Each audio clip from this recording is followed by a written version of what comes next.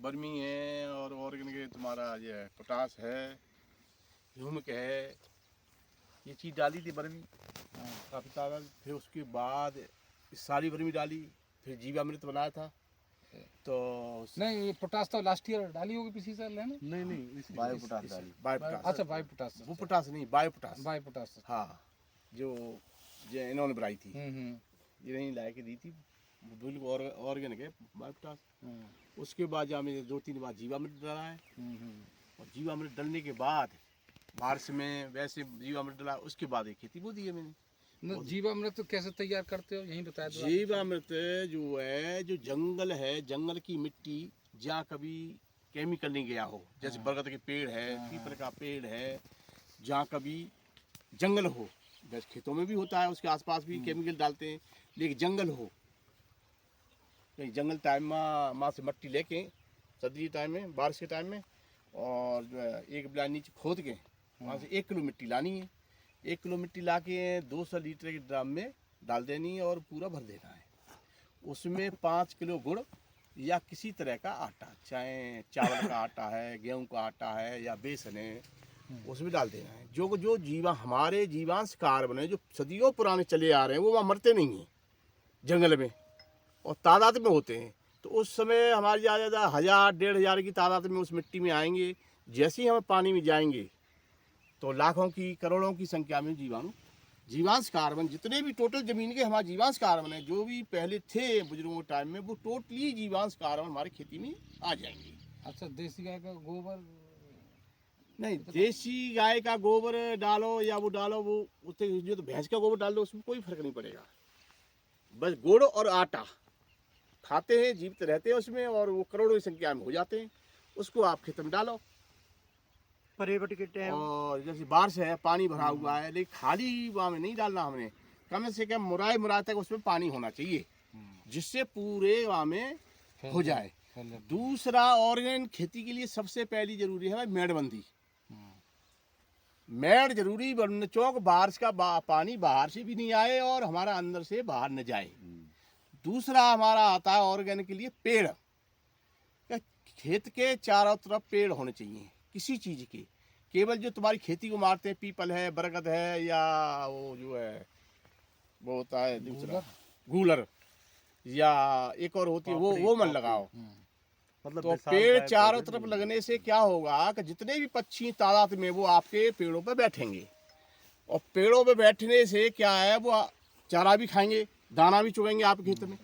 जब आपके खेत में बैठेंगे तो बीट करेंगे, तो वह बीट में सबसे ज़्यादा फास्फोरस होती है। उनसे ही बीट से पोटास मिलेगी, फास्फोरस मिलेगा, सब कुछ मिलेगा उससे। बाकी 16 जीवांश हमारे जीवामृत से पैदा हो जाते हैं। रही हमारे पास आयरन की और कॉपर की जो कमी होती है, आज जो हमारे पेड़ हैं जमीन में 60-60 फुट की जिनकी जड़ें जाएंगी तो जड़ों के थ्रू वो पत्तों में आएंगी, और पत्ते हमारे खेत में गिरेंगे, तो आयरन की कमी हमारी पूरी हो जाएगी, कॉपर की कमी पूरी हो जाएगी, सारी चीज़ पूरी हो जाएंगी हमारी। केवल हमारे पास रह जाता है नाइट्रोजन की कमी। बाकी हमने सब ले लिया, पेड़ों से ले लिया, पक्षियों से ले लिया, उससे ले लिया, नाइट्रोजन जो है, जो वायुमंडल में है वो नहीं ले पाए। उसके लिए हमने क्या काम किया है, ये गुलमोहर के पेड़ हैं, जाके सार्स के पेड़ हैं, अमलतास का पेड़ है, ये 4-5 पेड़ लगाना जरूरी है। अगर ये लग जाएंगे तो हमें नाइट्रोजन की, जो मान लो फैक्ट्री खड़ी हो जाएगी, नाइट्रोजन की कमी नहीं पड़ेगी, पूरे खेत में हमें नाइट्रोजन मिलेगी, बाहर से लाने की जरूरत नहीं है।